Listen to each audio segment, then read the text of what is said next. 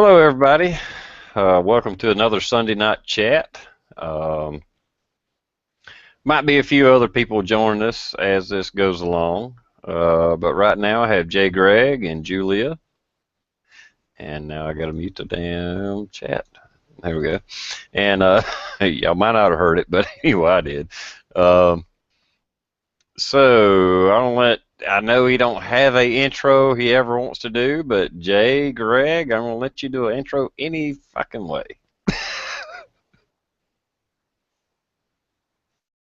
All right, guys. Hi, it's me again. Julie's out of the freezer for tonight. She's actually on the panel, so I'll let her do the rest of the intro. Just glad to be here, guys. Hey, Julia, go right ahead, please. Hi everybody, I'm out of the freezer. Let's go. Um, so anyway, let me do a rundown of the guests we have in the comment section. And the Saint, I sent you a link. If you're interested, you can jump in here too. But anyway, we got Jay Greg, the Saint, SKS Hugo, Mr. Tommy Boy 9, Gimp Geek, Frank I, Tyler East, Weapons Machinist.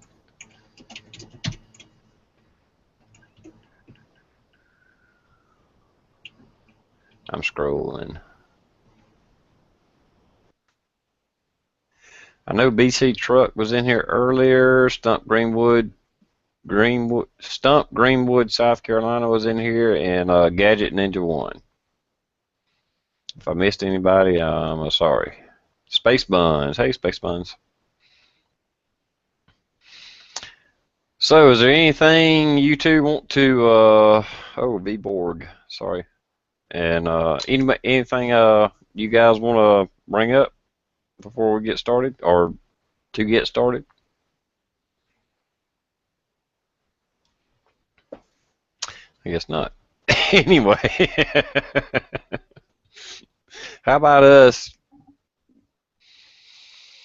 Oh my goodness, are we trying to go to war with Russia or what? That's a tricky one because it's looking sticky over there right now. Mm-hmm. Well, if you've seen any parts of the last Republican debate, they're all warmongers. They want to go to war with Russia. Christie, Rubio, Cruz, all of them. They want to go to war with Russia. It's like, are you fucking kidding me? Really? I don't get it. Yeah, I don't get it either. Going to a war with a nuclear-capable country is not the same thing as what's going on in the Middle East right now. Mm-hmm. Yeah, and we keep poking and jabbing at them. I don't know. I don't know what the name is. The guy's in like last place, Krosh or some shit like that.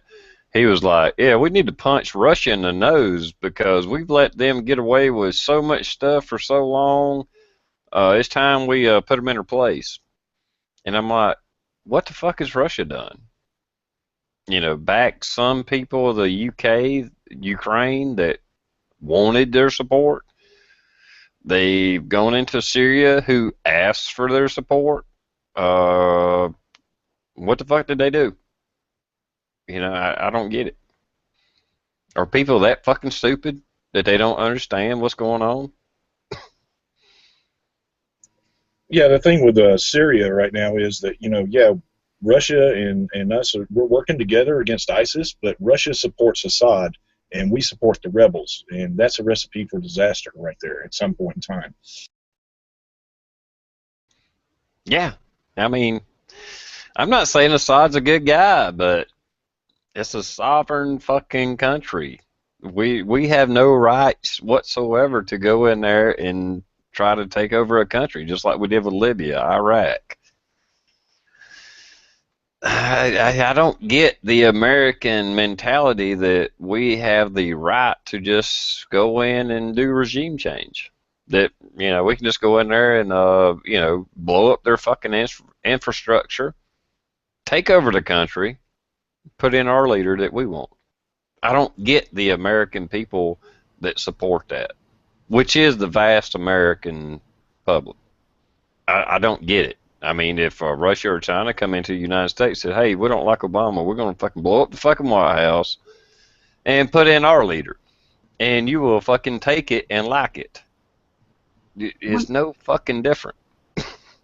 one of the biggest problems that I see is the fact that there are so many backdoor politics going on between the powers that be that we don't know about, that they're not letting us about, that we only find out about years down the line. You know, you have Russia and their oil, you have the Middle East and their oil, and uh, you have the rebels against ISIS, uh, all trying to control one thing. Um, it's got to do with politics.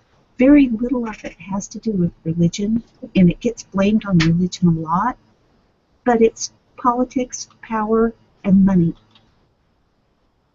And these backdoor politics that are going on right now between the U.S. and Russia are getting us more and more into trouble.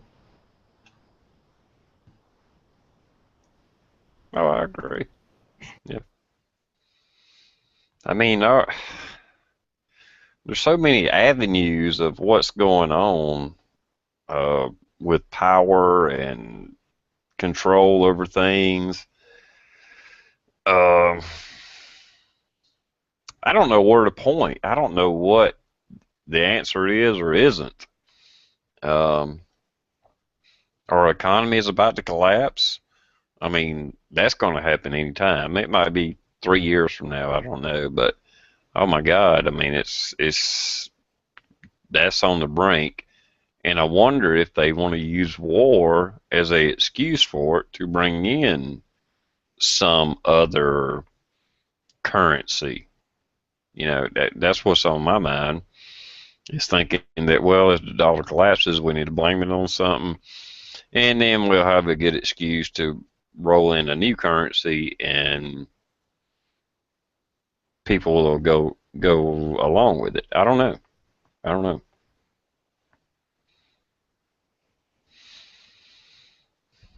Hey, Yeah, Stump. yeah. I'm not sure what's going to happen there either. I'm sure something's going to happen. I'm just not sure what. And all the guys out there, before you get your panties in a twist, we do support the troops and what they're doing over there. We're just not really sure about the people handing the orders down, or at least for me anyway. Oh yeah, yeah. Don't get me wrong. Hell, they shipped my fucking ass over there in Desert Storm. I support the troops. I just don't support, like you said, the people giving the orders out for what they need to be doing. I don't support their cause. I support the troops, but not their cause. And I don't blame any of them to do whatever it takes to get your fucking ass home safe and alive. Period. You know.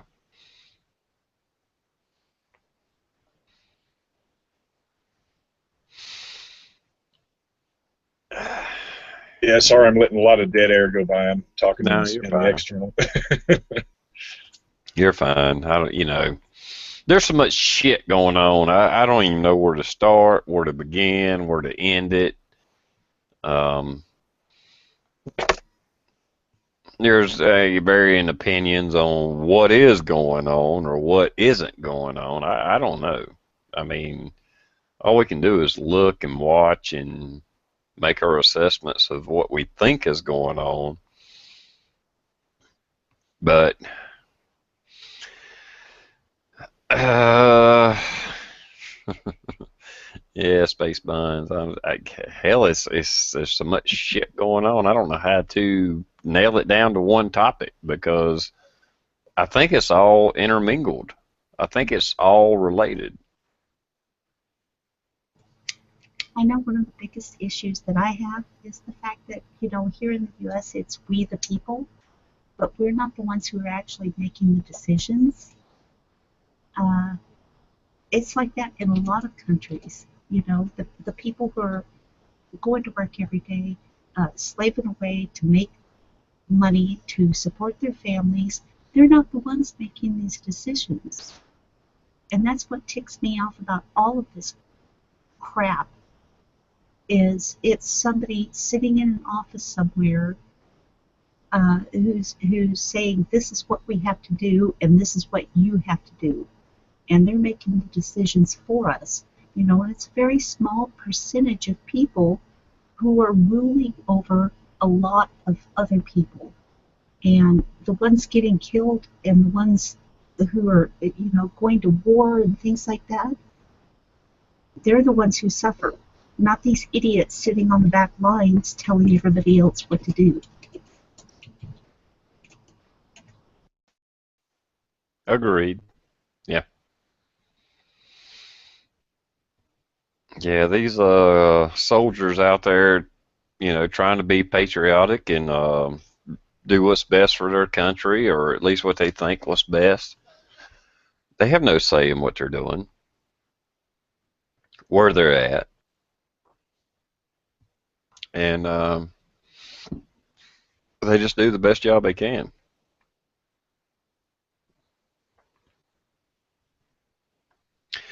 It's our politicians that send them in harm's way, and what really pisses me off is how nonchalant, or I don't know what the right word is, how they don't give a fuck. You're just a pawn. They don't give a fuck about the soldiers. And they send them in harm's way over political reasons, not in the best interest of the American, the country. They're sending them to their death over political gains. And that pisses me off more than anything. That pissed me off when I got sent over there. I was a pawn over a political gain, nothing to do about national security. And when your life is put on the line over some political gain, it really wakes you up. It makes you think. And it pisses you off that my life means nothing to these people that we elected into office. They're just looking for political gains or a buck in their fucking pocket. And sorry, didn't mean to get off on a rant. No, I know how you feel. I was over there too and didn't understand why we were over there. I did my job, did what I was sent over there to do, and I came home in one piece, thank God. I've been hurt more in civilian life than I ever was in military life. But yeah, when I was over there in the first Gulf War, I had no clue why we were over there and why they pulled us back when we got almost what we went after, and then we got pulled back. Yeah. Well, actually, they kind of understood what the repercussions of taking Saddam out then, and they knew better to do it because I think some people had enough sense to know what would happen, a power vacuum, and that's what we have now. Okay, we did take Saddam out, and oh my God, what a fucking mess we got now. Yeah, but you know, we politically funded him, trained him, and put him in power. And then, when he turned against us, we went to war with him. Why? Because the Bush family had 51% ownership of an oil company, and their refineries over there were being shut down and taken over by Saddam. There was a huge scandal about that was kind of covered up for a while, but then it kind of came out backdoor news. So, you know, it was like they were fighting for what they owned, not what was right, even though we were the ones who put him in power. Yeah, it's all about the petrodollar. The only reason we're in the Middle East whatsoever is about the petrodollar, and I've seen a few people comment out there about it. Um, whether we're doing what's in the best interest of America or not is not important. But everything that we do over there is because of the petrodollar. It's not because terrorism. It's not because of 9/11. It has nothing to fucking do with that. It is strictly for monetary reasons, our economy, which is failing, but they got some kind of plan in place that this works in their favor. We'll just have to wait and see if it happens or not, but I don't think it will. Our economy is set up to crash regardless, and actually, that's just history. Every empire fails, and this one will be no different. That's just my opinion.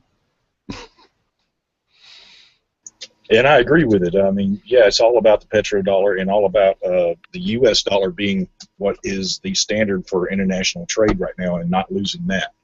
That's what it's all about.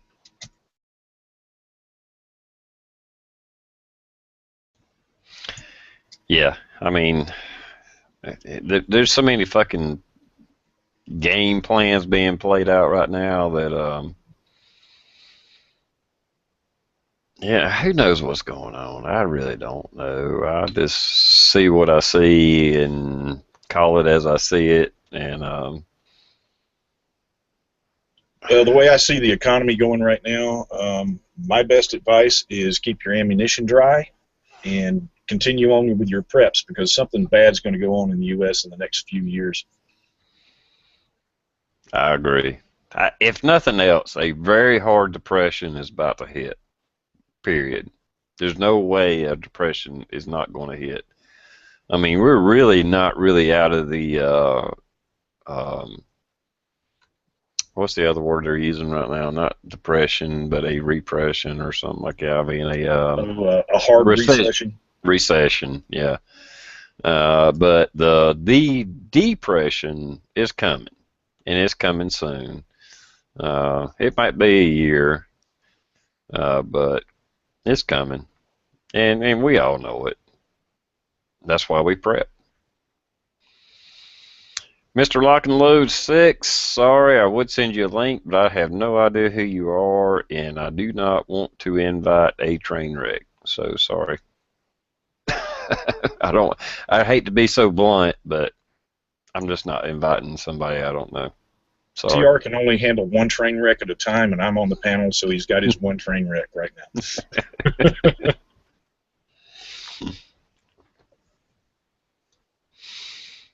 You said you've been on your chat before. On the panel? I don't think so. Now, Lock and Load's been in the external on the side chat a few times Yeah. now, but not in the panel. Yeah, that's a whole different thing. Whole different ball game. Hell, for us veterans, it's been in these chats. It's hard to fucking get on here and get everything doing right.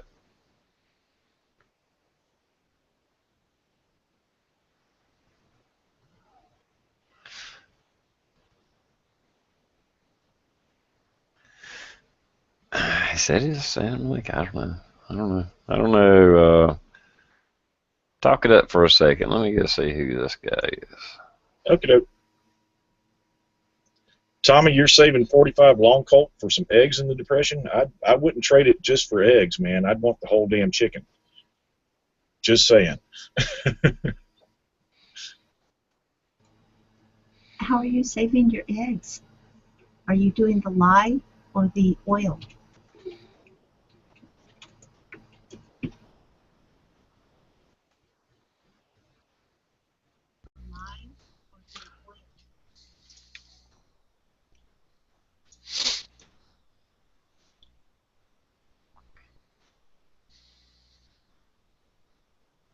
What's going on there, Greg? The Saint, what's up? Feeling like heck tonight, guys, so I may stay muted a lot. I don't want to be and wheezing like a Delucia in here, but I saw the dead air Greg was given, and I figured I'd better get in here. I thought I looked like crap today. Then I saw him. Now I love giving Greg heck. So, Hey, hey everybody, what's going on? dead air's my specialty, Saint. You know that, and you're always going to be better looking than me on my best day. Yeah, I'm gonna have to do something. So, thanks, Skimp. Yeah, I don't know. You guys were talking about Russia when I was signing in. Um, Ukraine is still completely broke and getting tons of money from the International Monetary Fund. So I don't know what's going on with all that. Yeah, it's a mess. Um, I foresee Ukraine being split in half, Russia taking part, the other part maybe, claiming their independence or whatever. Um, but again, I mean, a lot of the people in Ukraine want to be under Russian rule. So it's not our place to step in and say, no, you can't. So that's just the way I see it. That's true on the east side, but on the west side, I have a friend. He's got the real thick accent. He's Ukrainian, and they like Europe. They want to be Western in Kiev. But so it's kind of like they got a civil war going on there. Yeah. Well, that's what I mean. I see the country being split in two. Yeah. And like or hate Putin, he ain't gonna. We can't. He's not gonna have a NATO country right next to him. Yeah. That's like having Russia in Mexico. We would never put up with that. So yeah, that's quite a quandary they got going there. Mm-hmm. Well, and the EU is a big mess in itself. A lot of the countries are kind of pissed off at the fact that they've come up with their own fucking EU army that will, right now, police the borders, but they have powers over the country whether they want it or not. So there's a lot of backlash on that. Well, if the EU is splitting up, which kind of looks like it's going to happen with the economy, how does that fall into the hands of the New World Order? That kind of is firing on them, you know? Yeah, it is, but it's a step in that direction. A one world government. And they keep throwing shit at the wall and seeing what'll stick. And I think the EU Army is part of that. That's another step in that direction. So we'll see.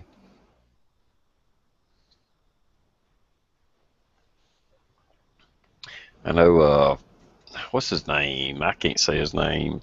Farrell, whatever. I don't know what his name is. I mean, he's very entertaining to watch when he speaks before the UN. I'll go out of my way to watch a video with him blasting the fucking EU because he just throws it out there. He don't give a fuck, and he's awesome. Right? You know what I'm talking? Yeah, I think it's Vogel or Mhm. something. But what is it? Isn't London and England? Aren't they talking about leaving the EU again? Didn't they vote on that like a couple of years ago? They may have. I think a lot of the countries are seeing the failure that it is of the EU. And, well, hell, that's why they keep funding Greece, because they don't want Greece to bail out of the EU. Because once it starts, it may start a domino effect of countries pulling out. So they keep pumping money into Greece so it won't get out of the EU. And they're not in news right now, but they're still just kind of flopping around, you know. Yeah. I definitely think it's going to be a slow collapse. Yeah, I think so too. I think we're looking at a depression worldwide. Um, I mean, we all prep for a quick collapse, but more than likely, it's probably going to be no matter what happens, it'll probably happen slowly. And like I said, I'm worried because after 2008 and so many people lost their homes, a lot of people went to rentals, and that's my big scare is what's going to happen to all the people in the rental properties because mortgages, yeah, you can probably get away with some time, but if it's a slow collapse, people are going to get kicked out of there. You're going to see a lot of homelessness, I think. And then banks too. I don't think they care. They'll take people's property away from them, and they'll just hold on to it for whatever and sell it back for pennies on the dollar. It's all about owning that land because, like people were saying, I'm just gonna stay in my land and screw them. I ain't gonna pay for it, so they're not gonna get any money. Yeah, they'll just claim it and sit on it for 5, 10 years, and then start selling it and making that money back eventually. The only benefit I can see to the banks by leaving people in there is that at least the properties will be taken care of. They won't fall apart. So the house will be worth something in the end. One of the biggest problems that we've been having is that a lot of these places are being taken over by corporations. They're being bought out by the banks, and then you'll notice that the rent, $750 for a house. The next year it's $850 for a house. And they price it up so that they can recover the cost quickly for buying the place from the bank cheaply. And so many people need a rental property because they've lost their house and, they can't afford it. So it's kind of ridiculous. We've seen this a lot in the area that we live in. We have corporations coming in and buying up houses in our area and then renting them out. But there's such a turnover that it's just unbelievable. People are moving in, moving out constantly because the rent keeps getting raised. And eventually, after about 3 or 4 years, since like 2008, they sell it back because they fixed it up a little bit, they invested a little bit. You buy a property for $60,000, you rent it out for 4 years, and by the time you're done, you've made $180,000 off this property.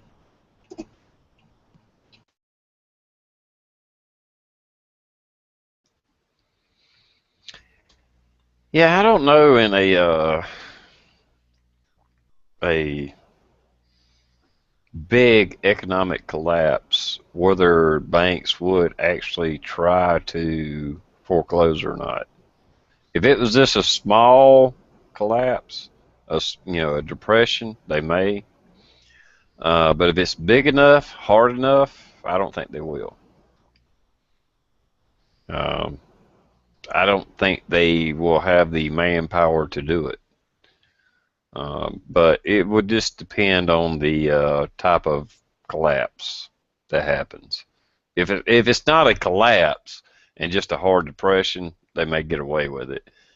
But a actual collapse, no. If everything fucking collapses, no, they're not. You're standing there in your doorway with a gun. The police, they ain't got enough manpower to fucking overtake everybody and start seizing everyone's property. Because who do you know don't have a mortgage? And if the jobs go away, if you can't work, and it's like 90% of the fucking population, they can't do it. But I know that if we have a war, not only does that drive the economy, but the loss of life and loss of property, I guess that benefits the government in a way. Like you're your only person and you own a home and you get called off to war and you die, unless it's not willed or something. I don't know. Just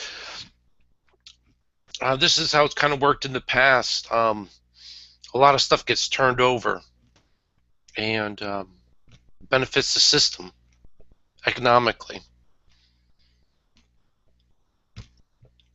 Kind of hard to explain. Yeah, well, I mean, I understand what you guys were saying out there in the comments, Joel.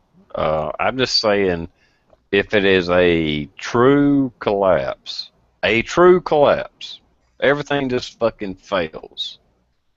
The banks do not have the power to come and take my house because they have to rely on the police force.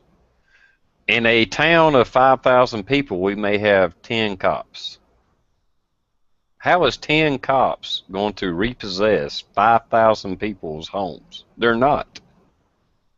In a depression, in hard times, yeah, they could, here and there.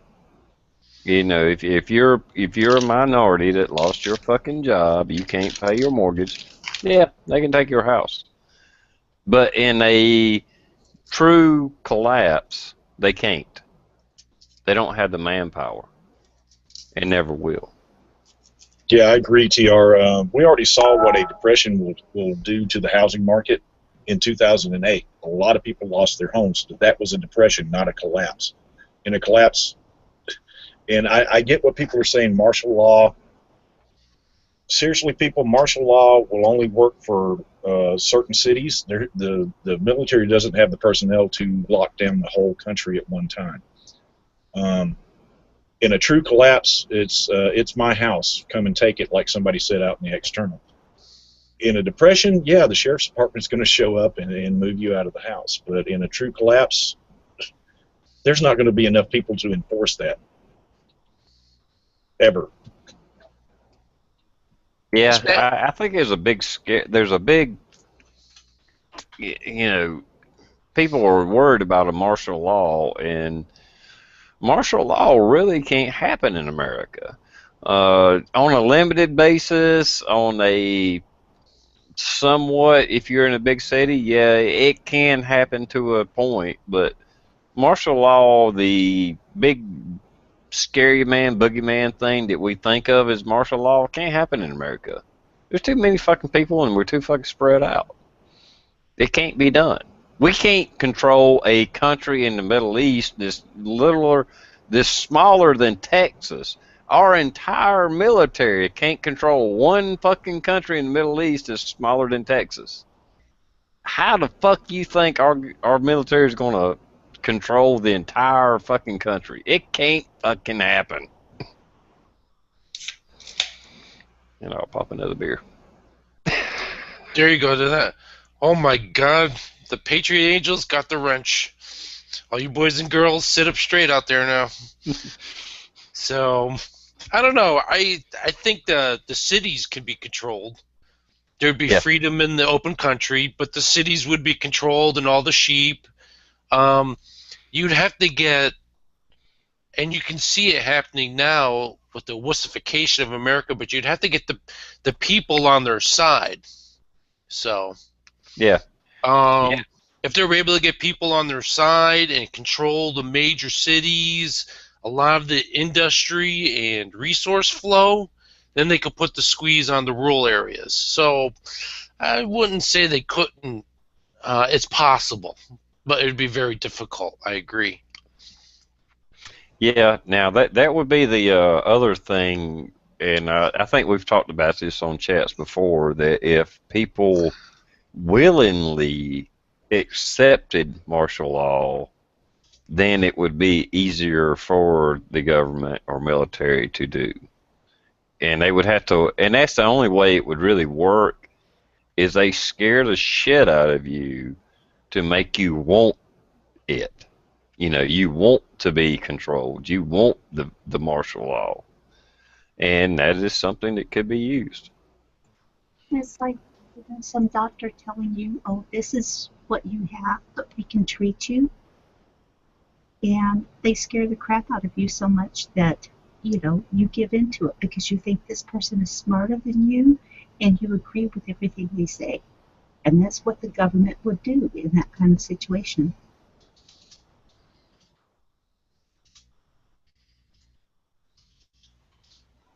Yeah. Welcome to the chat there, Matt. What's up, Matt? Hey, Matt. Hey, how's it going? Am I coming through all right? Yep, Yeah. I hear you. Cool. I'm on my phone, so I don't have internet yet.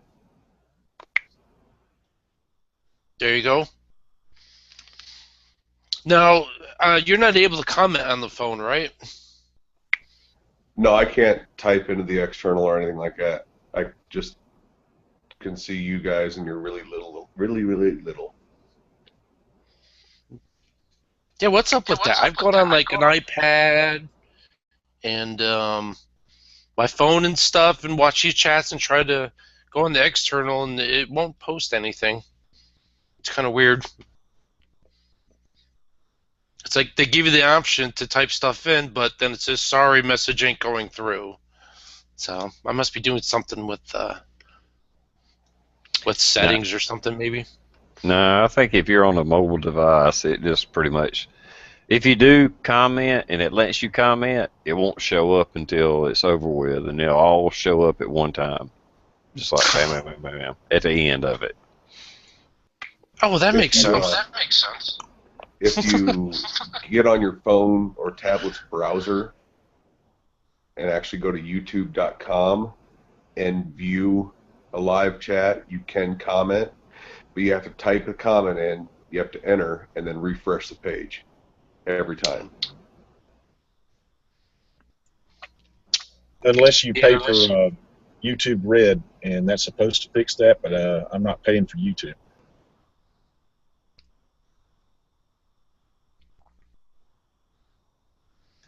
Well, what's your input on a martial law situation? We was kind of touching on that, Matt, and we're kind of TR thinks it can't happen here. yeah, not the martial law that we see in the movies that we think about. Hey, there could be a martial law on a limited basis, like the Saint said, on big cities and stuff like that. But overall, the entire country, I really don't see a martial law working. Well, I would agree with you. I did catch TR where you said that unless people are asking for it, that's about the only way it would work. There's not enough. The military and police combined don't have enough manpower to cordon off the country and keep everybody in check. That if they're not willing to be put in check, they could do it on some very, very small scales, but just the logistics alone of supplies and resources, that alone would take so much manpower. I mean, you think about places like Iraq, okay? They were fighting a relatively untrained insurgent population. Iraq's only about the size of Texas. And they couldn't, the best military in the world with bombs could not control the country of Iraq. That same military would not be using the kind of firepower and bombs here as they do in a foreign country. There is too much infrastructure and resources that the United States as a whole relies on. And so you take away the ability to bomb or nuke somebody, and now you're left strictly with ground forces, troops. The logistics and manpower to take over even something the size of Phoenix is insane. So no, I agree, TR. Uh, on a very small scale, unless the Americans are asking for it, it can't happen. Yeah, but I mean, look at the quantity of soldiers in Iraq compared to here.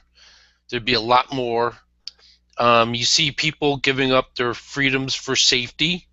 I can see the military going in and wiping something out to make an example. Um, and then, like I said, strategically controlling distribution of food and resources to choke certain areas out. I definitely see a possibility of them um, being able to do something like that. They obviously not the whole country, but if they focus and hit the right stuff and get a bunch of the American public behind them, and they don't want guns and they don't want their freedom, so I could see a lot of people going along with it. I don't know. Well, It scares me.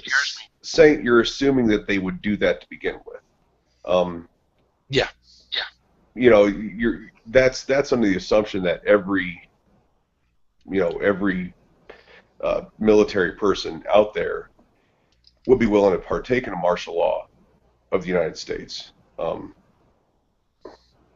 which also isn't 100% guarantee. They would have to take let's say 60%. You there? Yeah, we're still here. That was Blue coming in, I think. Okay. Let's say 60% of the military would go along with it. We still outnumber, just American gun owners outnumber 100% of the military, something like 25 to 1. Let's assume that 60% of the military would be willing to go along with that. Now they have to take the people that are willing to go along with it, and they can't station these people in their own towns, because that'll be the fastest way for them to turn on the government. You put somebody from Tucson, Arizona, that's in the military, in Tucson, Arizona, to point guns at fellow Tucsonians, he's not going to do it. He's got too much connections. So they'd have to put him in like Boston. I can see the best possible scenario that we could hope for, or that they could hope for martial law, unless the American people were asking for it, is to control infrastructure, is to control the highways and roads. But as far as the comings and goings and what's happening in the cities, it's just too much. It is just too much for just rifle-claden foot soldiers to do.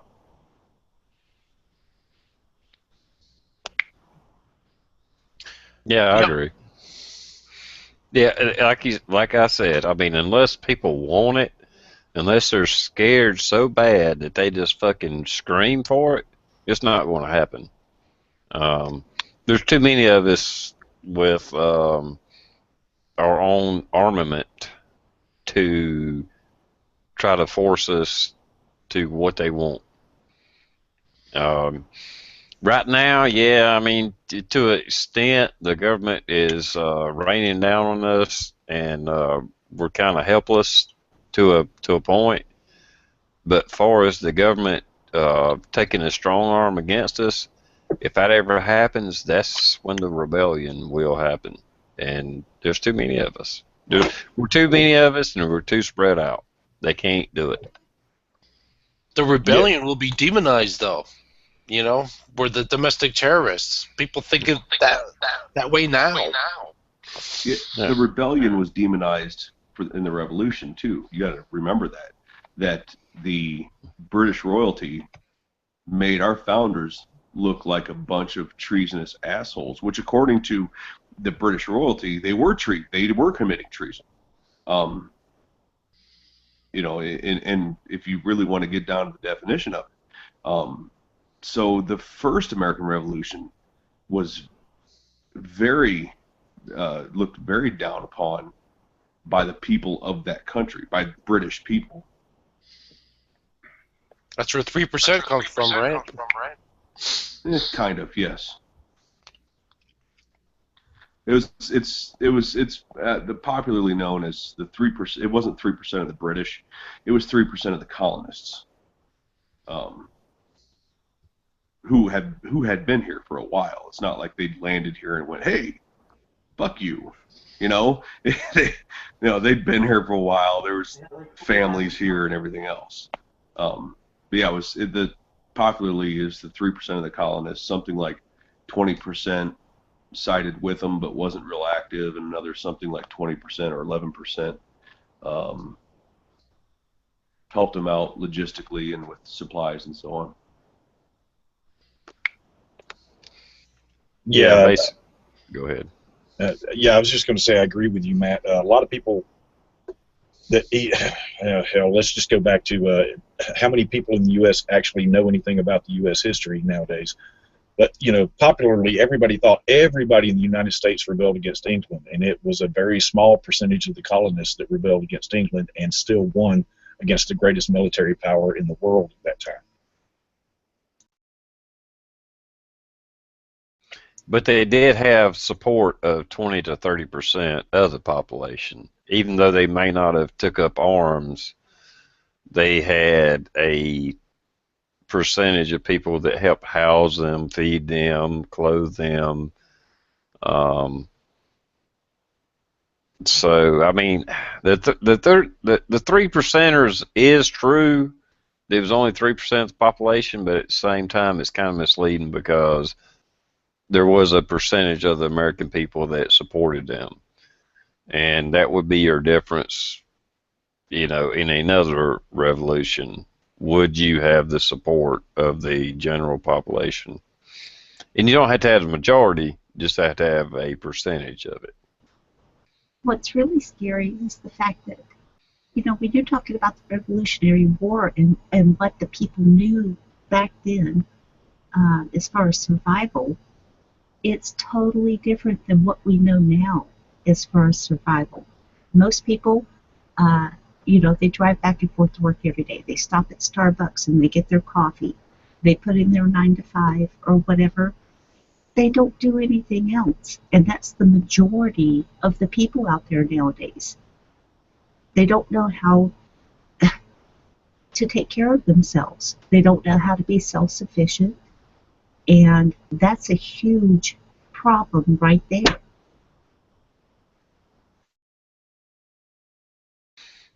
Yeah, I think I agree. I think in a sense, if you think back to the people who sided with the British in the 1770s, and you think about what was the norm back then, the king's men coming and taking part of your crop, the king's men coming and taking, most of your wool, your women, any small amount of money you might have had. Those people that sided with the British, I mean, there was a certain percentage of them that thought that was okay. That, well, that's just what we do. And I totally understand and agree with what you're saying, Julia. But I think they had that back then in their own way. The same thing you're talking about. It just was different, just like anything else is different. But I think you had the same people. I think the biggest difference, though, is that the people who were pissed at the British royalty were on a whole different land.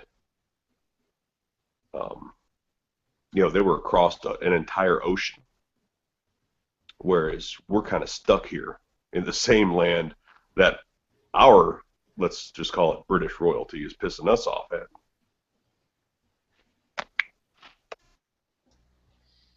Yeah, David Robertson's book was quite enlightening, how he pointed out the grievances from back then and then stated examples from today, and how well they matched up was astounding.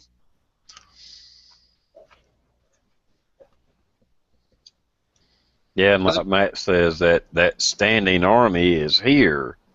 It's not overseas. It's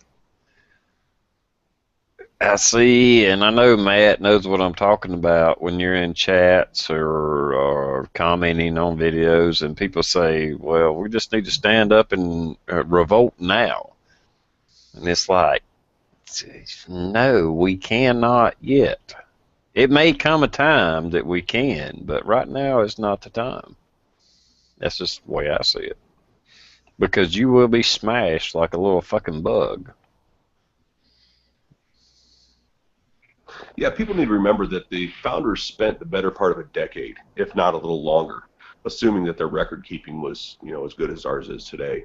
But as far as we know, according to their record keeping, our founders spent the better part of a decade planning, protesting, getting people on their side, writing in what pieces of media they were able to write in, either here or in Britain.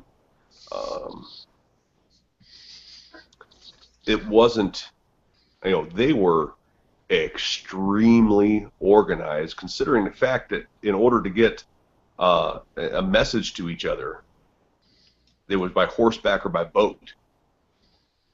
I mean, we have the internet, and assholes can't seem to get together long enough because some of them say, well, we got to do it now, and if you're not with me now, then fuck you, I'm unsubscribing to you.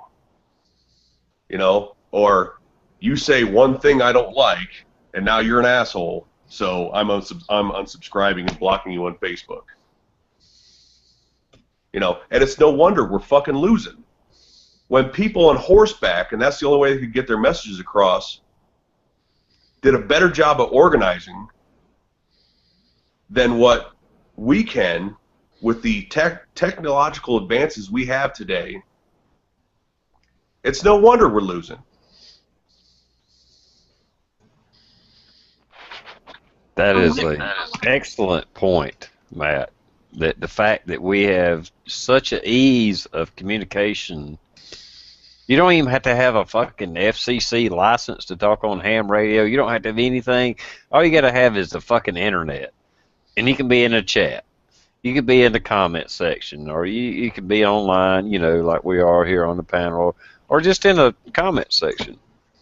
And we can't seem to get along enough to come up with a forward movement, and it's sad. It's just fucking sad. How many people out there remember how to use a ham radio, or even how to build one?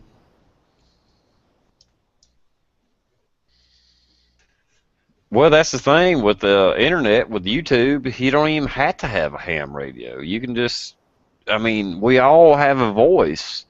But unfortunately, enough people can't get along good enough to, start a movement. I'm not saying we need to take over the government, but at least start a movement to take it back.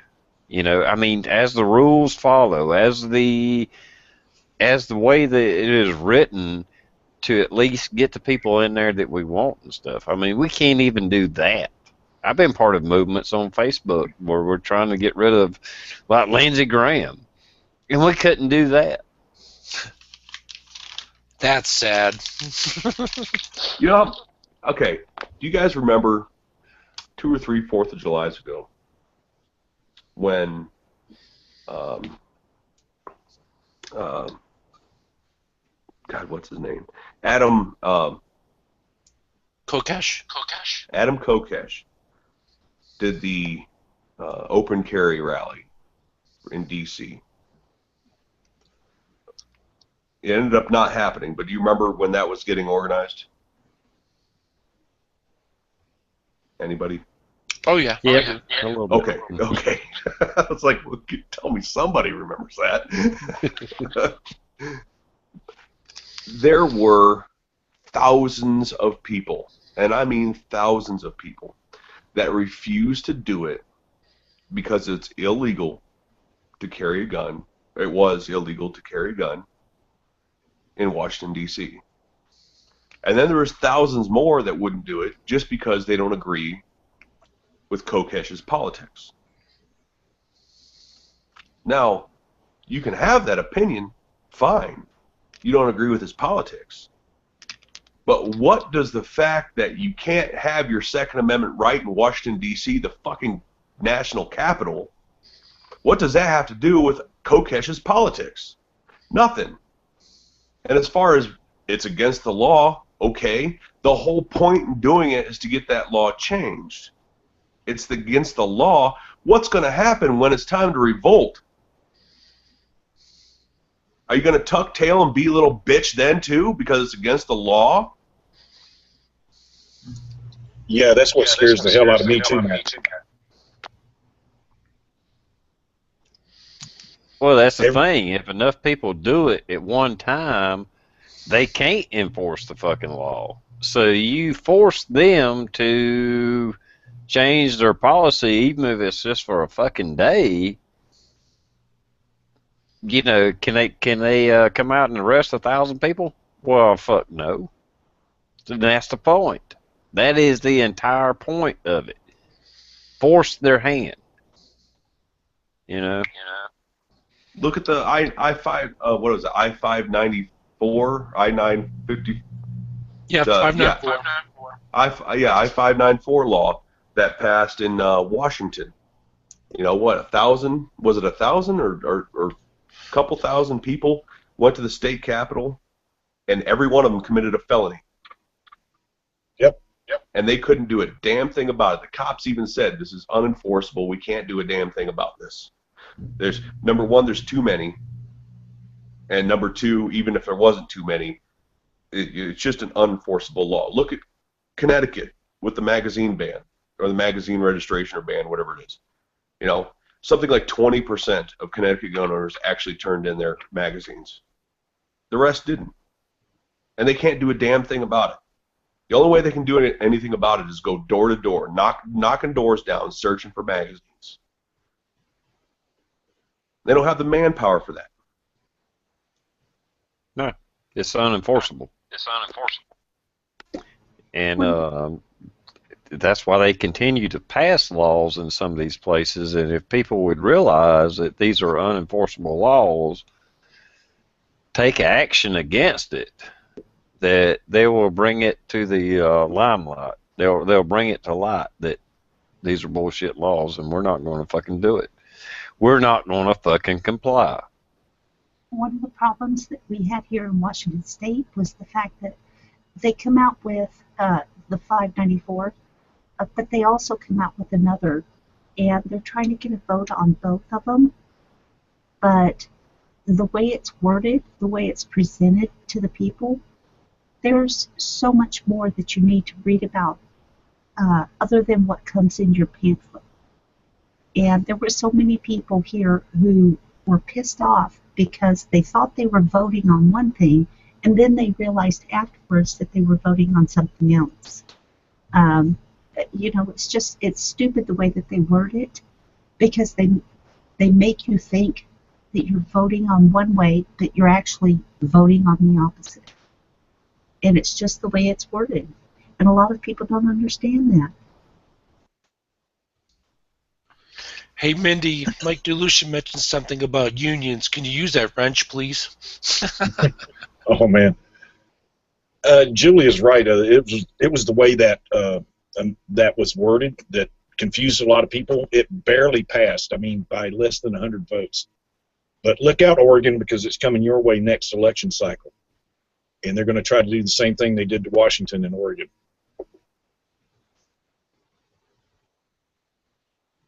Now, if somebody uses the excuse, okay, they say it's illegal, so I won't do it.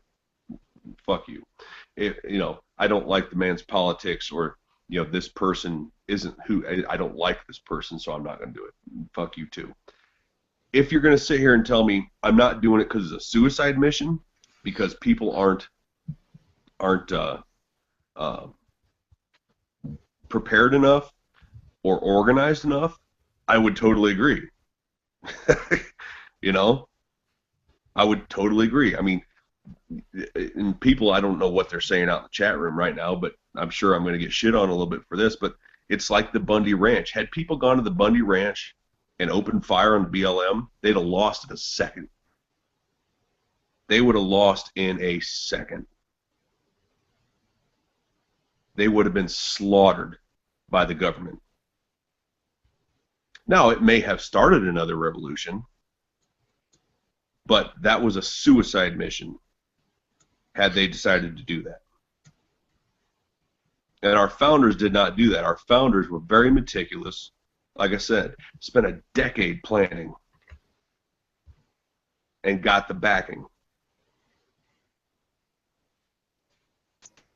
Exactly, Matt. Exactly.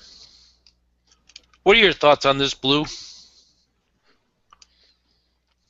Well, you have to have leadership, and that seems to be not happening in a lot of these movements. Kind of like, I think it was Truth Freeze just said, you have to start out in your local areas, start out in your local town, city, move up to county, get counties involved, get state involved, and just stand up against what the federal government's doing.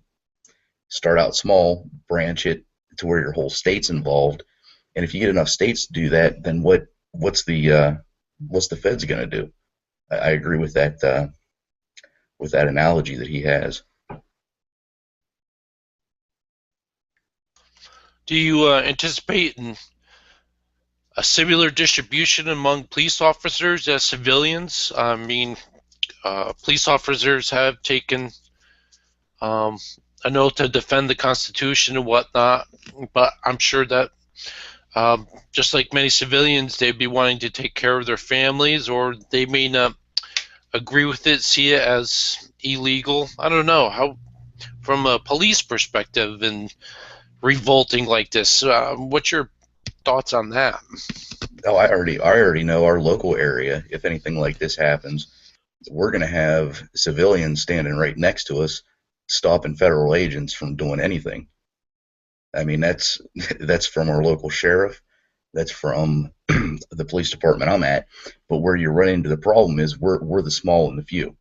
Like I said before, I think our whole county has I'm just going to throw out 50,000 people in the entire county, and we have a big ass county. They wouldn't hold. How do I want to say this? Our small county, the police, the sheriffs, and the civilians, we get along. We all have the same mindset of where we want to go. But you flip that around and you go into a city where you have millions and you have hundreds of thousands of police. I think that the bigger cities have already taken their stance on where they're kind of holding strong to. Thankfully, you have the counties that surround those cities in a lot of places that are, I don't want to say supportive of, I don't want to say a government overthrow, but supportive of saying, we don't care what the feds say, it's not going to be enforced in our county. But there again, inside those counties are how many large cities that the cities may decide, well, we're going to enforce what the feds tell us to do. It's got to start low in the chain, and it's got to start local, county, large cities, and states, statewide. I don't know if that makes sense. I hope it does. I think that's totally accurate. We've talked about that several times on varying chats and shows about how, especially when it comes to voting, we can go a different direction with the local, county, and state, where, I say, vote for whoever best represents you as president, fine. But where it really, and I think most people have agreed when this statement has been made by various people, is that, your city council, your mayor, people on state levels, that's really where your state Supreme Courts, that's really where, or I mean judges, your state judges, that's really where you're going to make the biggest difference. Because then you can, that's if you remember this last election cycle, for governors and stuff. Remember how big of a deal it was that like something like 75 or 80% of the country had red governors, had Republican governors? Remember the big deal everybody made about that? That's because people recognize that when enough states think the same way you do, that's when you can make a difference. Oh, Well, I the biggest, totally agree. sorry, I was going to say the biggest problem that I see is even though, I mean, our area is relatively decent with how we have already got, I don't want to say a plan in place, but at least we're discussing it with how we would handle things. The majority of, I don't want to say well, actually, yeah, I do. I think that the majority of people don't give a shit until it happens to them, and then it's too late. Instead of starting now. It's like, oh, it's not going on here. That's happening out in California. It'll never make it to the state of Pennsylvania. Yeah. Well, then ensure it doesn't happen to the state of Pennsylvania. Get the people in your local governments, get your people in your county governments, and then state government. Fortify it now so that we don't have to worry about it in 5 years. But right now, it's not our problem. We don't care. We're just going to ride that nice little roller coaster that's going, on a nice flat. We're not going up, we're not going down, we're just going straight ahead. And once it hits and we start on that downhill spiral, depending on how fast it were to go down, it's too damn late. I know one of the big things that I see is, like Greg and I used to live in Bandon, Oregon. The sheriff was elected by the mayor. The population had no say-so in that at all. He was a convicted felon and could not even carry a gun because of that. And yet he was still appointed by the mayor as the sheriff. I mean, we had no say-so. You do. I mean, it's just that there again, probably not enough people cared. There's different avenues where, well, and I guess it depends on what government agency, what state you're from. But around here, if something like that happened, the people, if they were to stand up and go to their city council or their county commissioners and, hold basically a protest about what was going on, they have the authority to impeach the individual that appointed that sheriff that had no right being a sheriff, and then the new guy would step in and start over. But I mean, that's what happened, but it took 22 months to get it done. Well, that's kind of what everybody's talking about. The people don't, pay attention to the local level things that are going on. That's what's more important, actually. We can't change the top of the ladder without starting at the bottom. I mean, we cannot change the federal government without starting at the county government, starting at the state level government. You have to start at the base, build a base, and go from there. I mean, everybody votes and all that, now I vote and blah, blah, blah, but I can't expect to change the entire government by starting at the top. We got to start at the bottom. And that's kind of the problem is 40% of Americans will vote in a presidential election. Less than 20% of Americans will vote at the local level, will actually go out and vote. Yeah, I agree. Yeah. Yeah, no argument here. I mean, because that is the problem. We won't vote for the local guys. We won't get out there and pay any attention to the local level. And you're exactly right, TR. If you want to topple an establishment, you don't start at the top. You undermine the base, and that's the way you start, is at the local level. But how do you get people involved in that? I mean, you can go out and talk to everybody that you know, and most of us don't have money for like a radio spot. We can get on YouTube and talk about it, but it still doesn't change the numbers. Not very many people actually get out and vote at the local level where it will affect their lives the most. And the only time that they ever get out and think that they're going to vote is whenever there's a talk of a tax increase. That is the only time that we have large amounts of people going out, is whenever it may hit their bank book for $25 a year. I mean, it's like, And you then know, you forget also the important things. you also have states like Texas that are trying to change the boundary lines for the voting polls, making it impossible for the people who can't get to the voting polls to vote.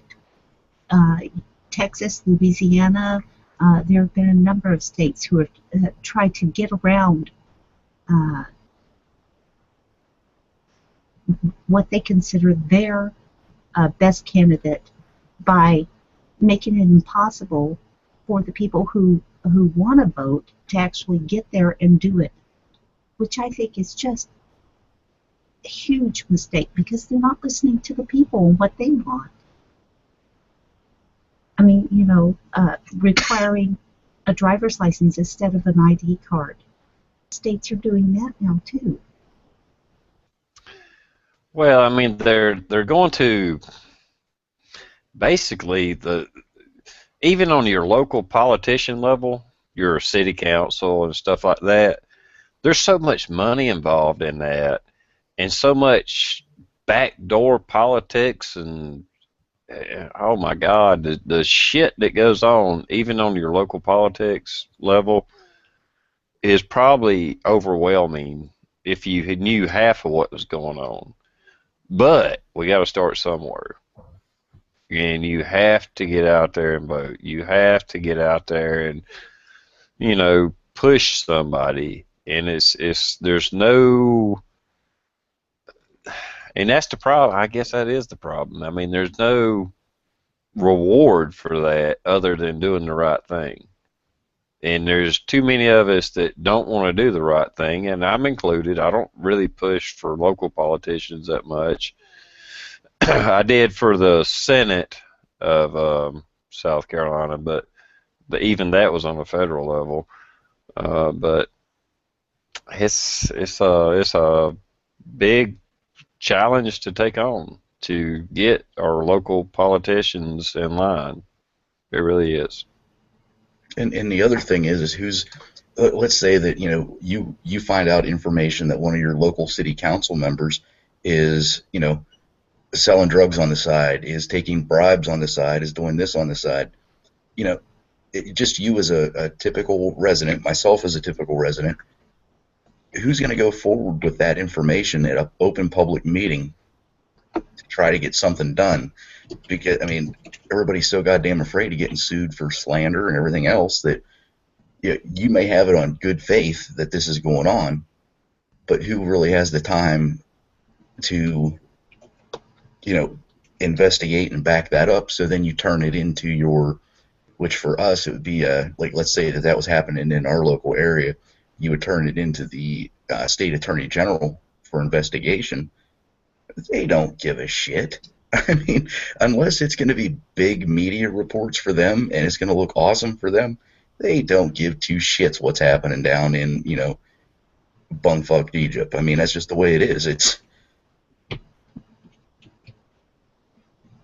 You also have cases like, I hate to say it, but the other night, my son was trying to tell my nephew's girlfriend what bipartisan meant. She's 22 years old. She's allowed to vote. She's registered to vote, and she has no idea what the word bipartisan meant. How is this possible? These are the ones who are supposed to be taking care of this country, and yet they have no clue. That's scary. Oh, I got one. This is a joke, but it's true.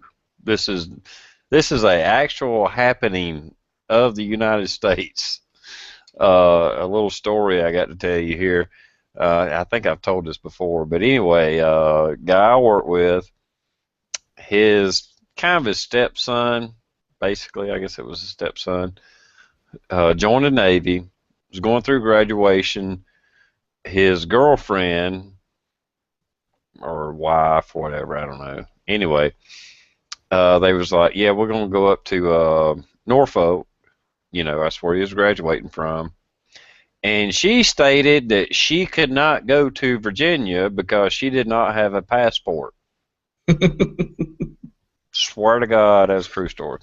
I know it sounds like a joke, but this is the American public that we're dealing with. That somebody don't think they can go to another state because they don't have a fucking passport. That's how dumbed down we are. Well, even one better. Like I told you guys before we started a chat a couple days ago, I was at a family Christmas function, and I had my uncle, who is probably 58 years old, said to a group of people that were standing around bullshitting about where the world's going and all this other stuff is. He says, I'm going to vote for Hillary Clinton because I want to see a female president before I die. That's the only reason.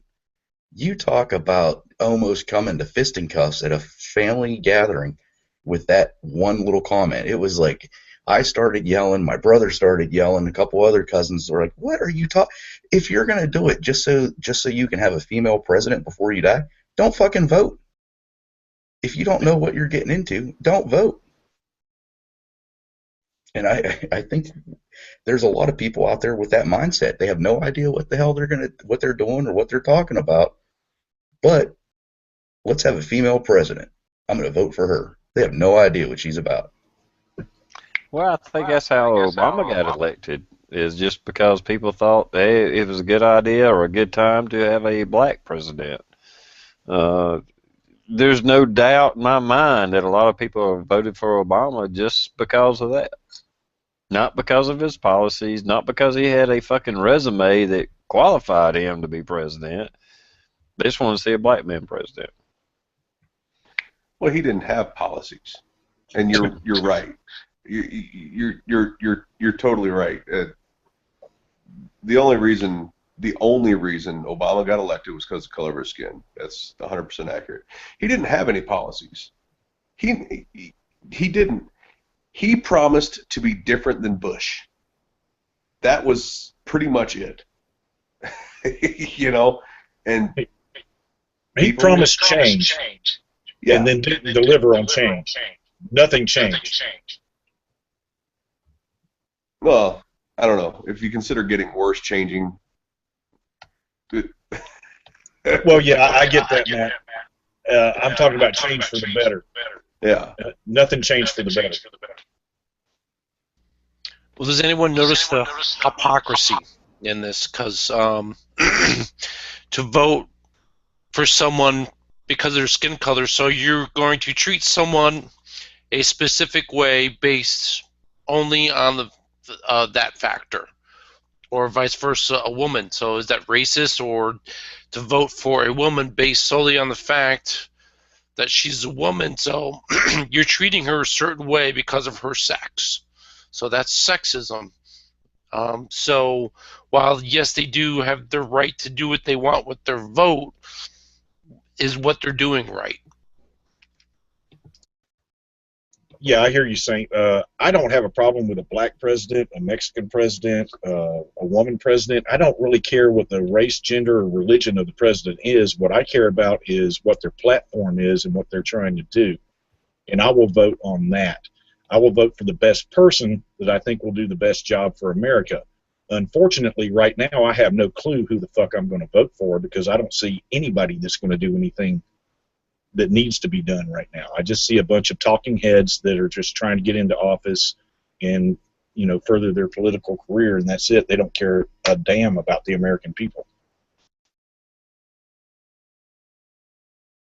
Yeah, we have a awesome supply of uninspired fucking candidates right now. I mean, maybe I'm asking too much when I ask for a candidate, but I want somebody to inspire me, that moves me, that wants me to help them. This is the guy, gal, whatever, and we have none of that right now.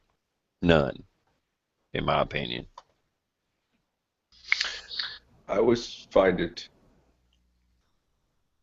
I pull my hair out a little bit when I see people in the chat room, see people in comment sections, talk to people in real life, and so on, that say, I'm not going to vote, but I want things to change. It's like, so you want to have sex, but you're not going to take your clothes off. I have to agree, Matt. If you're not going to vote, shut the fuck up. I don't want to hear your goddamn opinion about anything if you're not going to vote. If you don't vote, you gave up your right to an opinion.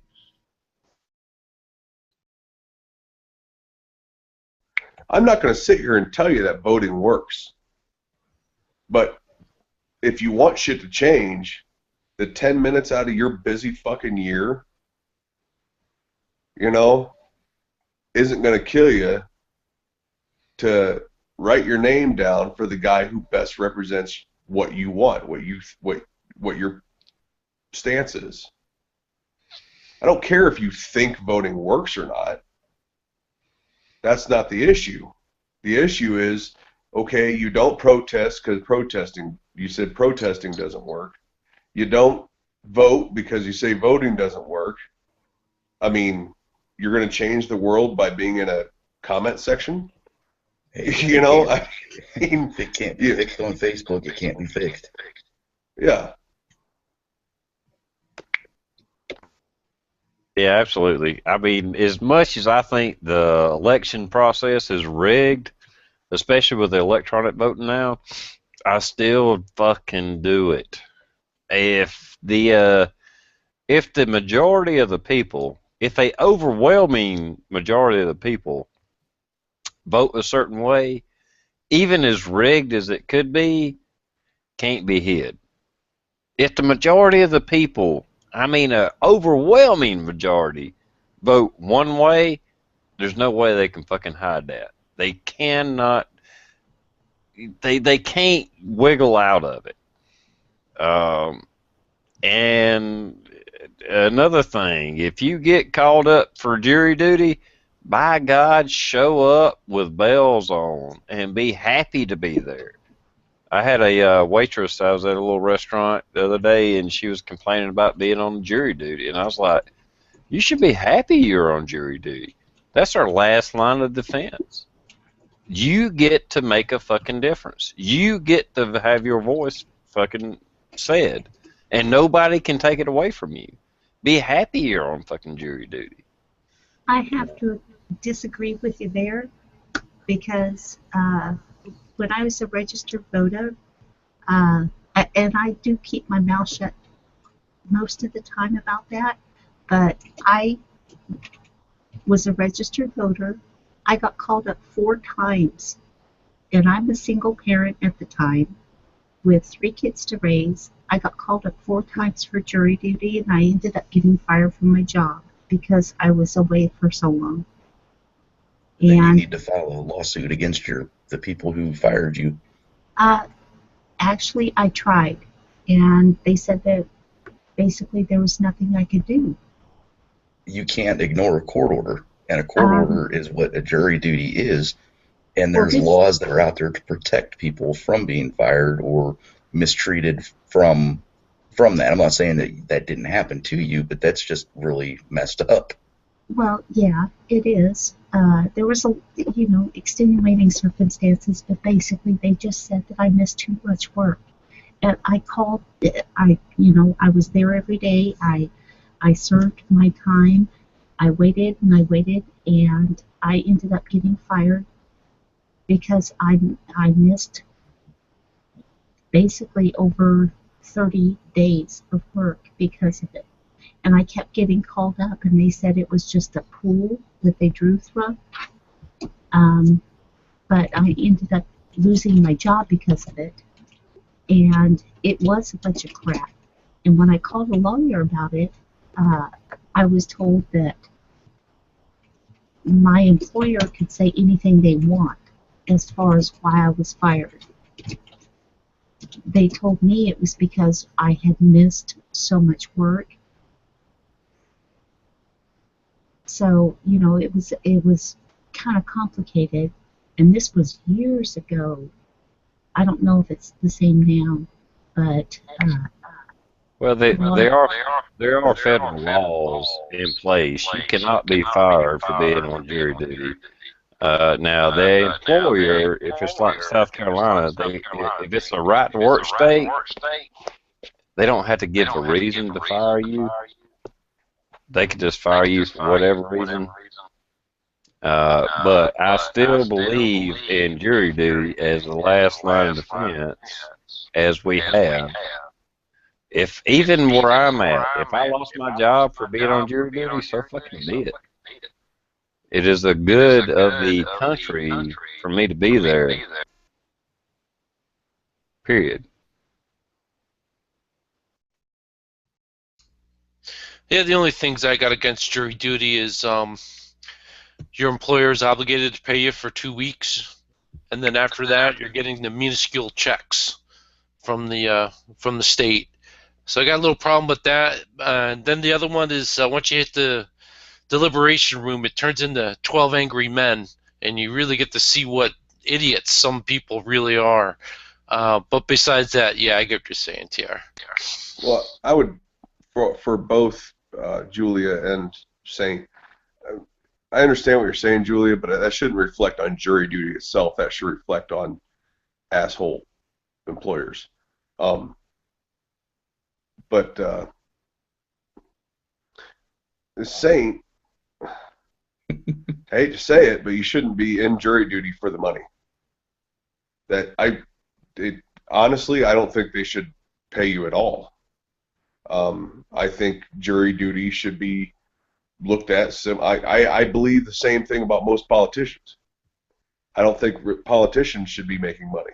It should be a service to the community and country, and that's why you should want to do it. well, I knew when I finally came up for jury duty, I got paid 18 cents a mile, and that was it. So it wasn't like, you know, there was a big paycheck there. But the problem that I had was the fact that I had been called up 3 times already that year and never received a dime. I missed work. I'm trying to support my kids, and the only time that I got any money was when I was actually in a jury, and that was the 4th time. The rest of the time, I never received anything. So I had a big issue with that because I was missing time off work, and I was never compensated through my work for being off duty. So that was a big deal. I'm trying to support 3 kids on my own, and that was the problem that I had. But like I said, that was years ago. I don't know if it's the same now, but you know, that was a problem that I had. And I know now I'm not registered to vote. I can't register to vote, but Greg is.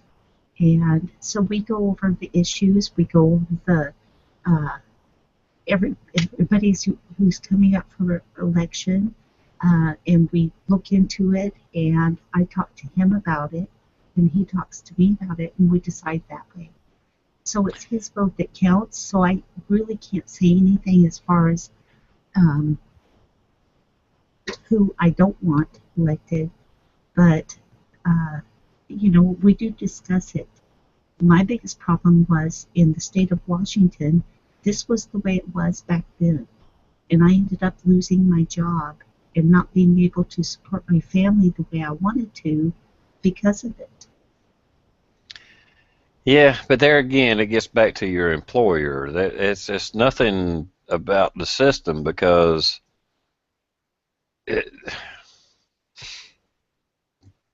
I don't know. Legally nowadays, they can't fucking fire you for being on jury duty. But okay, you said it was years ago, and maybe they were some kind of loophole.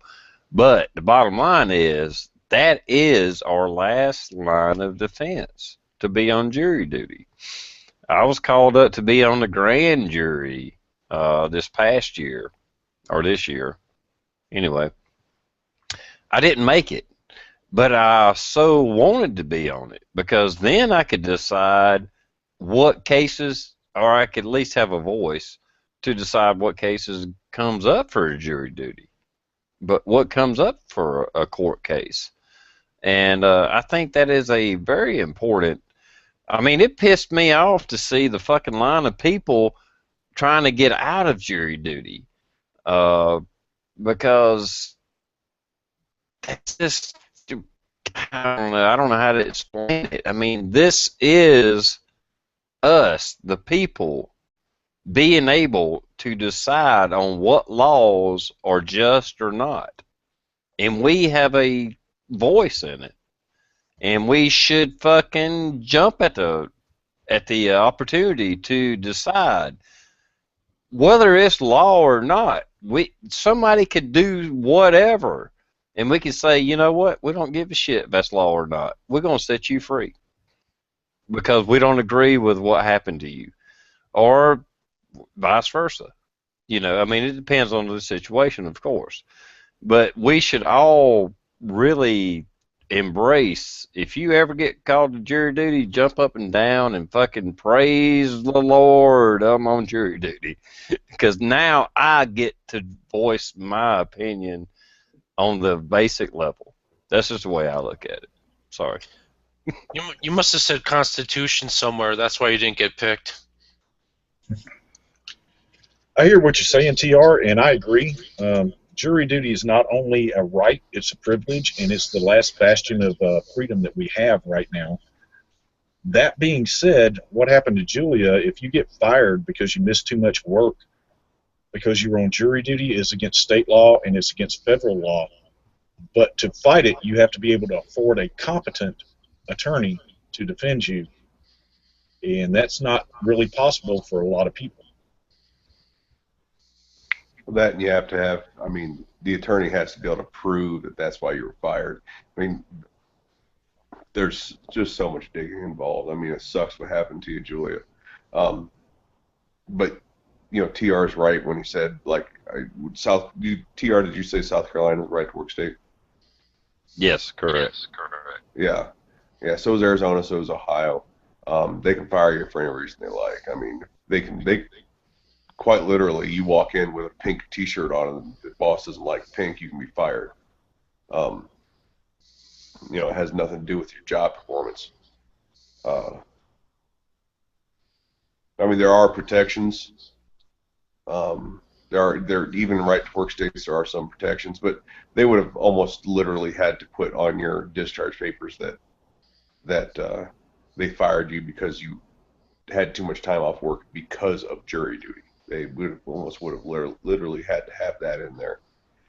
Otherwise, I don't know how you would have won that case. But anyway. Yeah, you're right, Matt.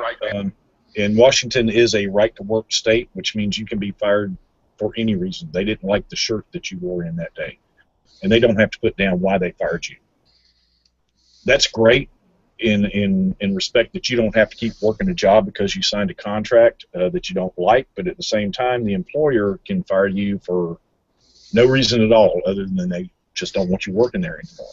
And unless you have some kind of a document trail that says that, you're not going to win that case. And she didn't, and that's why it turned out the way that it did. That's one of the easiest things. Like my employer, for instance, there's in their own handbook, and this is where a lot of employers fuck up, is that they have in their handbooks, their employee handbooks, that say something along the lines of, we have to have record of a verbal warning and then a written warning before, or 2 written warnings or whatever it is, before we can fire you. And a lot of employers, that's where they screw up, is they fire people without any warnings. And that's where they lose their cases at. Progressive disciplinary action. It's kind of like the demerit system in high school and shit like that. Yeah, most of the companies I've worked for are corporations, and they have a handbook like that. And it's a lot easier to fight them in court if you are dismissed for a reason you don't think that's fair. The company Julia worked for was family owned. They didn't have a workbook or employees handbook or anything like that. They documented it, the least amount of stuff that they had to by law. Now, the worst thing about handbooks, and I know this isn't what we were talking about, but the worst thing about handbooks is I've never seen a handbook where at the very end of it, it didn't say this handbook is subject to change without notice. Because I have pulled that card on employers before. It's like, it says here in the handbook that blah, blah, blah, blah. They're like, oh, well, that changed last week. Oh, really? Yeah, we just haven't got the new handbooks out yet. Yeah. Yeah, even where I work, they don't actually issue out a handbook anymore. There's a few floating around, but they're from years ago, and the company's actually changed possession of who owns the company. So the handbook is like damn near null and void. Matter of fact, hell, we just got bought out. Rubbermaid bought the company out on that this past week. So who knows what's going to change now? Hopefully, I get to keep my vacation I got.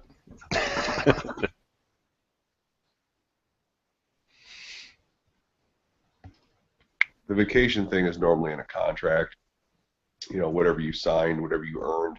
So many times that carries over from employer to employer, when you get bought out. I know people that has happened to, that the company taking over, say, their general rule. Okay, so like place I work, the maximum you can get is 3 weeks. Doesn't matter how long you work there. You can retire from there 40 years. You still the maximum you get is 3 weeks vacation. Say somebody bought them out and their company policy is a maximum of 2 weeks. Normally the people who have more vacation is grandfathered in, but the following year they'll only get 2 weeks.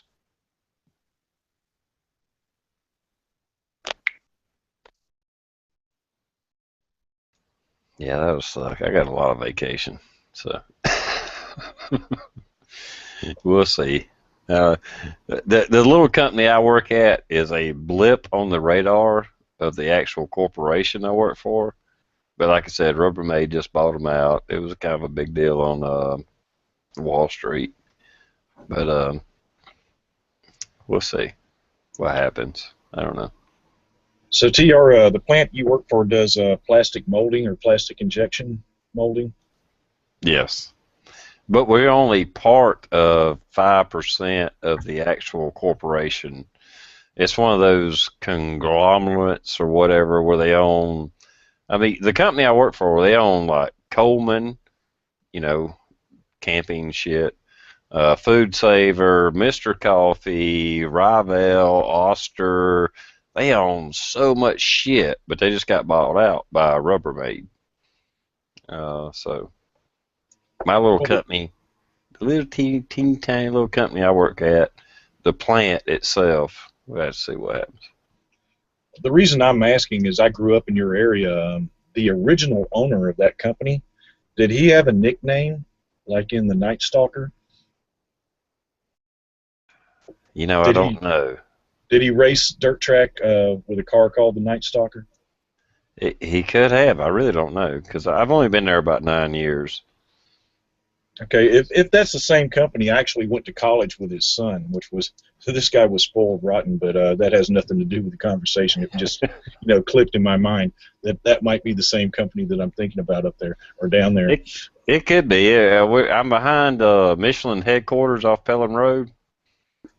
It used to be Altrista and something else. That's the same one. It was started by a local guy, and he got bought out. And, yeah. Okay. All right. It's still a small company. I mean, a small plant, but anyway. Yeah, it's a small world.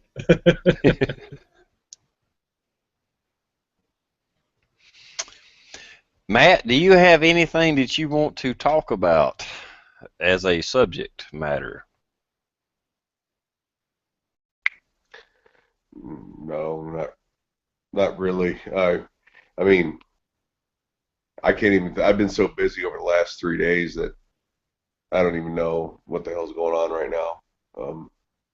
No internet, been moving. So the good news is that I have my, well, once I get my internet hooked up, which should be tomorrow or Tuesday, um, I got my studio set back up.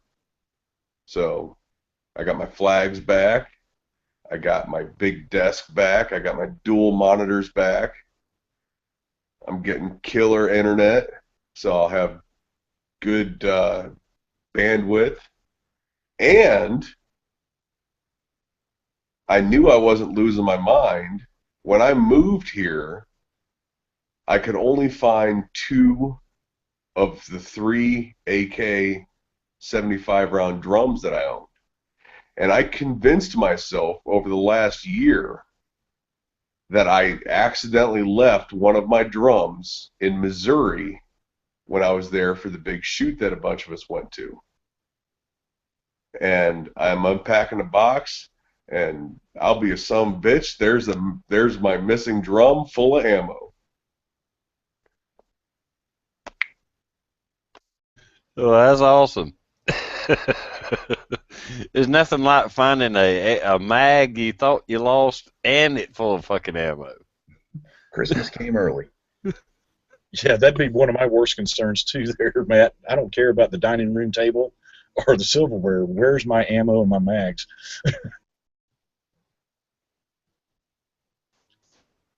Going to bring up a subject from earlier in the chat, Matt. When you get the studios set back up, are you going to give us a walkthrough of the new house? I was thinking about it. I was thinking about just like taking my camera and kind of walking through and saying, "Here's the new place, and it's not a bunker." Because I gave serious thought about my new backdrop, like actually building like a bunker wall behind me and telling everybody that I was broadcasting from my new bunker.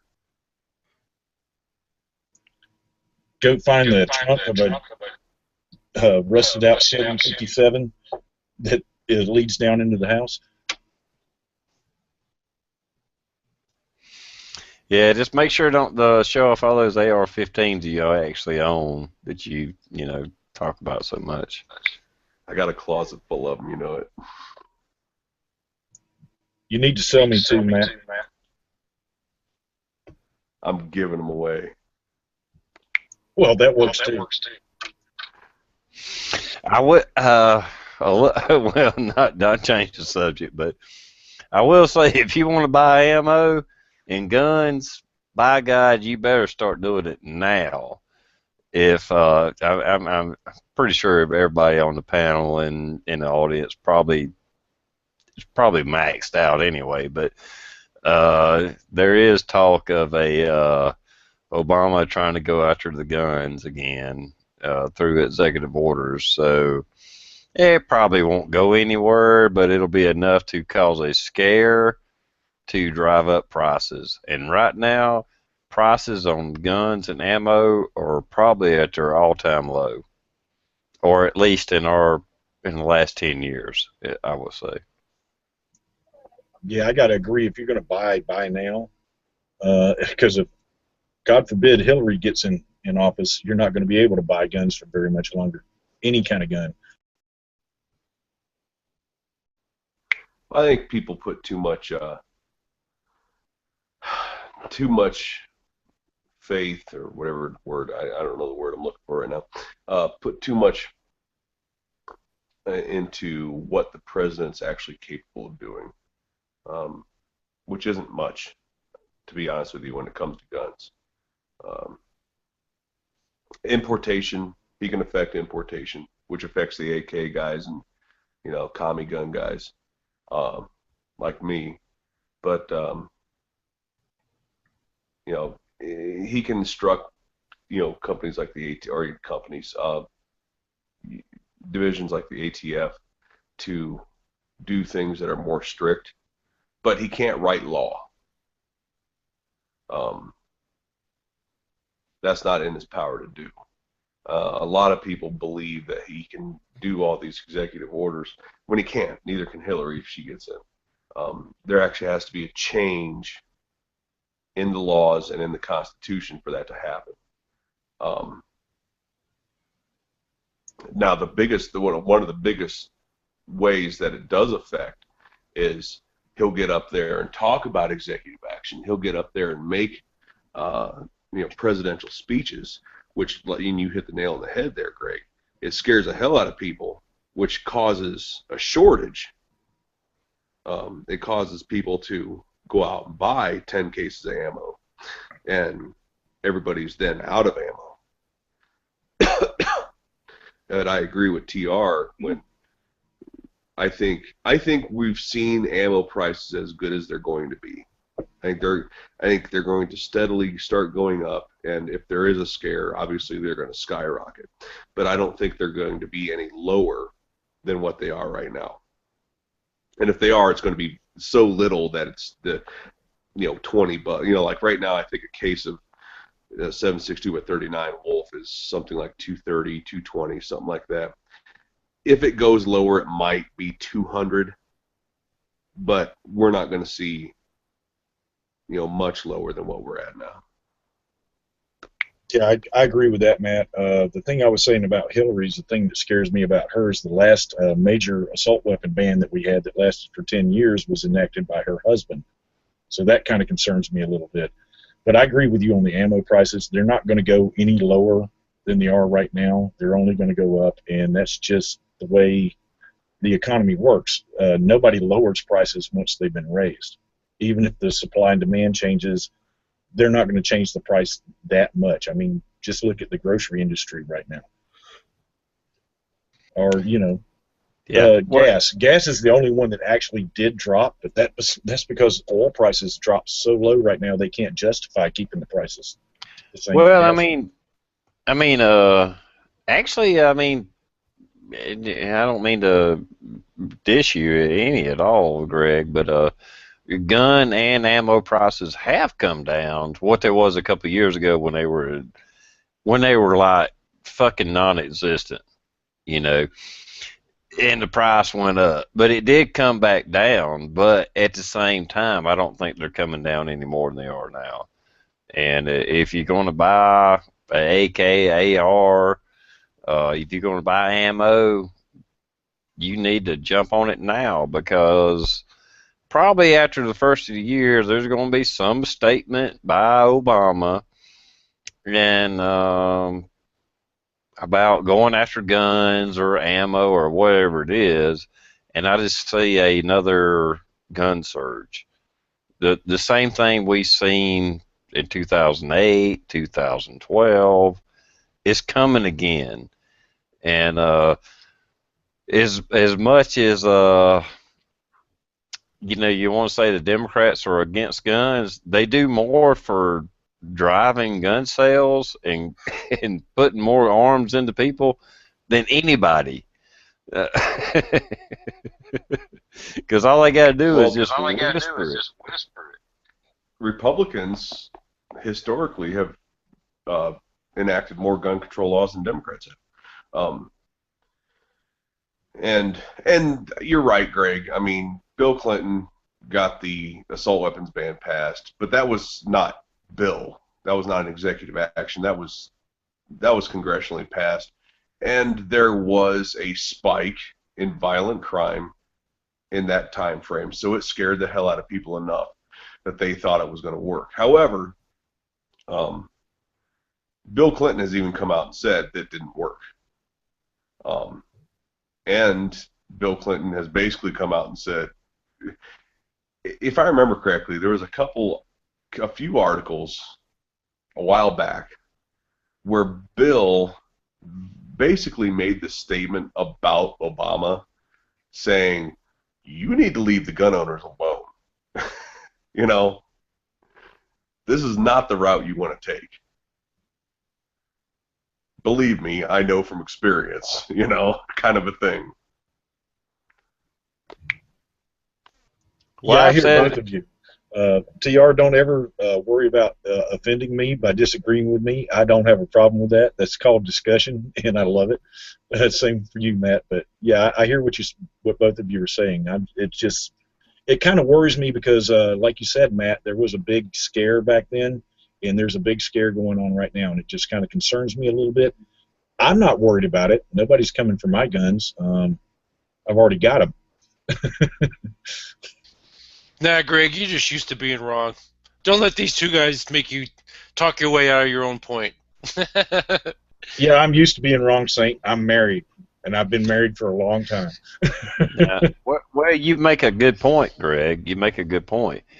Go ahead if you've ever thought about it or thinking about it, get your guns now, and then you don't have to comply. No matter what happens, that's the great thing about being a gun owner. You can go ahead and get shit now and then decide later if you want to comply with some bullshit law. But if you wait till the bullshit law goes into effect and then you can't buy an AR-15 or you can't buy an AK-47 or even a SKS, well, then you're stuck. Get it now. Fucking don't comply. So, Yeah, the prices are awesome right now.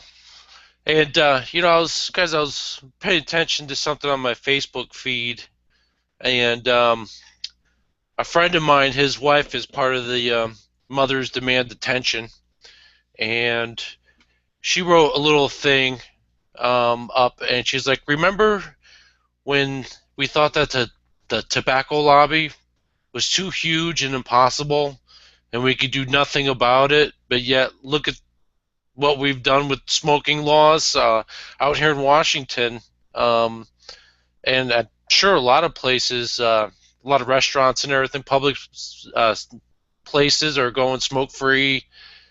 Here in Washington, you got to be 25 feet away from a door smoking a cigarette." So she pointed that out and said, "See, they were too big, and we thought we would just have to deal with it, and look what we did. So let's do the same thing with guns and attack the gun lobbies, and let's go after, the NRA." And then of course you get the choir chiming in there, and some people are like, "Well, yep, let's go after their Second Amendment, give those guys something really to complain about and everything." So the movement is out there, and Well, I know some people don't like the NRA so much because they haven't done a lot, but just for the fact that they're taking a lot of fire for gun owners, I want to support them anyway. What do you got, Matt? I would go back to that Facebook feed and say, yeah, you mean the smoking industry that's still a multi-billion-dollar a year industry? Yeah, you guys really showed them, huh?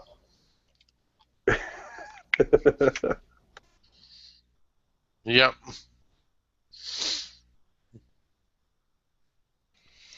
But those people are out there, so I can see at least, these phony laws that they think are going to work. Banning assault weapons, what was that responsible for? 323 deaths? Okay, so now what are you going to do with the other 32,000 that you quote? Obviously, we know what they're doing. They're chipping it away piece by piece, and this is part of it. The magazine bans, we saw what happened in California. You can ban all the stuff you want. So, crazy. well, hell, look at France when that big Paris shooting thing. I mean, not even the latest, the one before that. Wasn't that in Paris too? In France. Anyway, where the five guys went through and just shot at people, and they had like AK-47s. I'm pretty sure you can't buy an AK-47 in France. You know where those came from? I'm Century pretty, Arms in the United States. They I traced do. them. Yeah, I do not doubt that one fucking bit. They came from the United States, those guns. So But proof positive that France is gun control laws work, right? Yeah, exactly. That's the point. Same thing in California. The latest shooting, bombing in San Bern, whatever the fuck its name is. Uh, what laws stop that from happening? And I know that's a stupid fucking question because everybody on the panel knows there's no law to stop somebody from committing a crime. A law is just a repercussion if you get caught committing a crime. But we know a law does not stop a crime from happening. And we have proof positive 100% time after time after time that laws don't stop people from getting murdered. You know, the biggest thing here is that a lot of people don't stop to take into account that the population has risen so much and the technology has risen so much over the past 150 years. These same crimes were going on years ago. You just didn't hear about it. And you went from 3 million people to 5 billion people in such a quick time that, you hear about it and you know about it more because of technology. These crimes have been going on for so long now, and they're publicized and they're put out there, and their social media has done so much to propagate what's going on and splash it on the media. But the same things have been going on for so long. You know, humans kill humans. We do it all the time. And it's sad that it happens, but it's an everyday fact of life. All right. Blue, before you go, would you do an outro? It's actually been 2 hours. I started this pretty much on time, so I'm going to try to keep this at 2 hours. So I'm going to give everybody. I hate to cut everybody off. I know we're talking about some good stuff here, but I want to keep it at 2 hours. So, Blue, would you like to do an outro? No, just thanks for inviting me out again. Sorry I was late, but that deer jerky doesn't make itself. I wish it did. But yeah, I'll catch you guys Tuesday night, I believe. All right, cool. Yeah, I'll send you an invite. Greg, would you like to do an outro? Sure, I'll do an outro. Again, just thanks for having me on, TR. Love talking to all you guys. And as far as you, Matt, or anybody else on the panel is concerned, you can never offend me if you disagree with me. I love a discussion. I'm not always right, and I'm not always wrong. It's called a discussion. Yeah, every once in a while we piss each other off, but not really. We just might disagree on some shit, so that's called cool. We wouldn't be human if we didn't. Julia, would you like to do an outro? He likes to discuss all the time. And trust me, it's not a discussion, it's an argument. He's good at it. He should have been a lawyer. Hey, Matt, it was a pleasure to have you on here. And would you like to do an outro? And I'm looking forward to seeing your new studio. Well, I appreciate that, man. It's not too much different than the old one, but I got lighting back. I've got space. I'm getting a new computer chair, which is going to be nice, not to sit on a hardwood chair for 2 or 4 hours a night. But yeah, the channels, they'll be back up and running here in short order. And thanks for having me on. Absolutely. I'm not going to do the whole outro because I know Greg gets a little jealous about that. I do, Matt. I want you to write me an intro and an outro. I'll pay you for it.